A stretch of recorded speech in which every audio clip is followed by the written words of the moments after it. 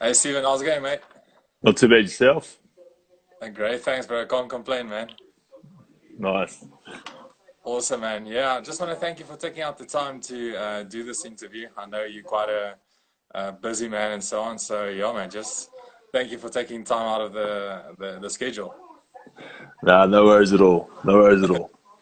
Awesome, man. So, yeah, man, firstly, I want to honor you as an amazing rugby player. I know there's a lot of fly halves who looked up to you, and there was a lot of flanks who wanted to tackle you. So it was quite a tough one. But being a quality player that you are, man, yeah, I just really want to honor you, especially playing for the All Blacks and the Chiefs. I know a few times being a Shark supporter as well. When I see you played against him, I was like, man, this guy better have all day. but yeah, so basically, I started these interviews. I played a bit rugby myself as well, and unfortunately, I didn't make it as far as I wanted. Played a bit under 19 at the Lions in UJ, and went a bit at the Sharks. But yeah, competition was like Marcel Coetzee, Peter Steff, and Chris Clutie. So there was hectic competition, and then yeah, I played a bit at Border Bulldogs. It's a small union this side, and played my last year in Ireland for a club over there, and my contract didn't get renewed, and I was like, man, what am I going to do now? So yeah, basically just want to take this and inspire the guys to prepare for life after rugby, whatever dream that they have personally. So yeah, but before we carry on, if you can just tell the viewers who is Stephen Donald, and yeah, man, why did you start off playing rugby? Oh, yeah, I don't know. It's mostly just what we do, what you do as a New Zealand boy, and my family were all heavily involved in it, and older brother and dad and all the rest of it. So it was just a natural thing, and all my mates around the town were into it. So yeah, we just started off in a 4 or 5 at the local club, and yeah, just all flowed from there, really. That's awesome, man. So you basically just had a gifted from growing up. I know there was some definitely hard work you needed to put in, but yeah, man, that's awesome to see when you pick up the ball and just have such awesome talent. What you have. And Stephen, tell me, what was your biggest setback that you have had in your career, and how did you bounce back from it? Um, Yeah, I don't know if you can. I don't know about putting a single thing or a single event as a setback. I mean, it's just a life and sport and everything that goes with it. It's just it's just a road that's not straight Yeah, for many of us, and you just got to keep fronting up and keep bouncing up. And I guess the lucky thing with rugby is always another game, and you're only as good as your last performance, is the old saying. But yeah, I don't really look at any one setback or anything. I didn't have the smoothest ride throughout my career, and I'm glad I didn't. There's always things to learn from, and you just got to keep fronting up. And I guess it becomes a bit of a personal thing about how you bounce back from things, I guess. yeah, definitely. And I must say, during your career as well, I know there was a lot of critique to you as a player, but you just stuck in there, man. When you get on the pitch, you like boots on, switch on, and it's just on a. I mean, that's a different kind of mindset.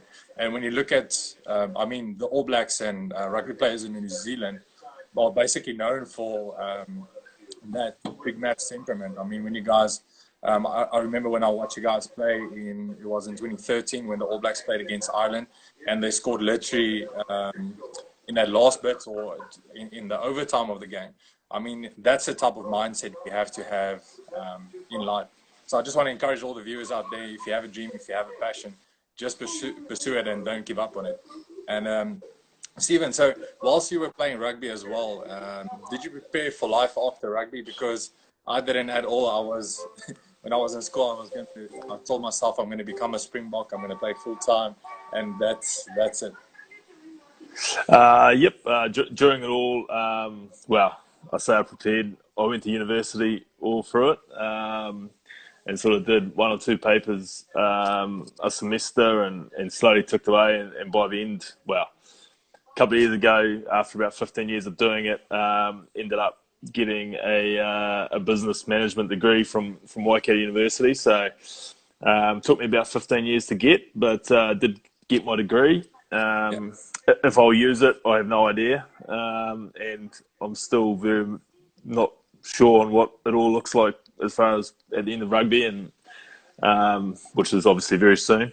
Yeah, I'm not sure, but yeah, I guess I've done a little bit of planning for life after rugby, and because yeah, I guess as you're always told, it's always, you never know when it's going to happen. But yeah, I guess the short answer is yes, I've done some planning, but am I confident with where I'm going to go still? No, not really.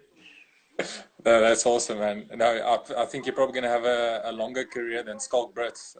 That guy seems like he's going to play forever. Yeah, I But saw he's still going there last year. It was great to see.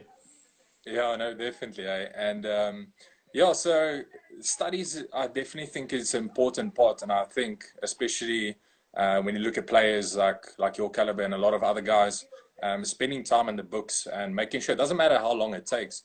But how important would you say is it to go study whilst you're playing rugby, especially as well? Um, oh yeah, just gives you something else to do too, you know. So yeah, I mean, I was doing probably an hour or so a day, and yeah, it just gives you an hour or so where you're not doing footy really. So it's yeah, it is what it is. But yeah, if you allocate some time to it, it's probably not that hard, to be fair. Yeah, definitely. And I think,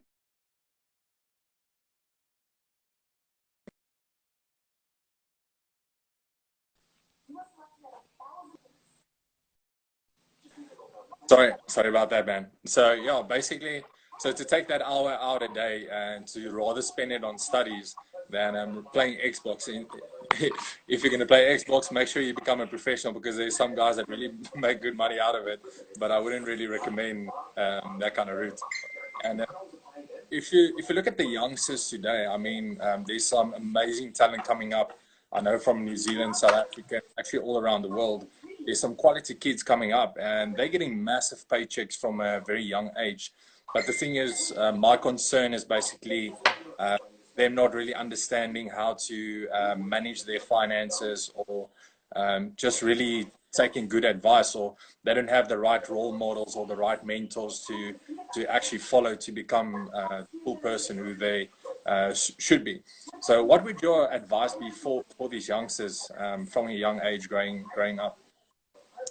I think every is a bit different. Like in New Zealand, they've got plenty of resources and that around them, and there's there's heaps of people that they can call upon, and around their teams, there's heaps of employed people to sort them out or stuff like that. So yeah, it's just a matter of listening to it all and taking it on board, really.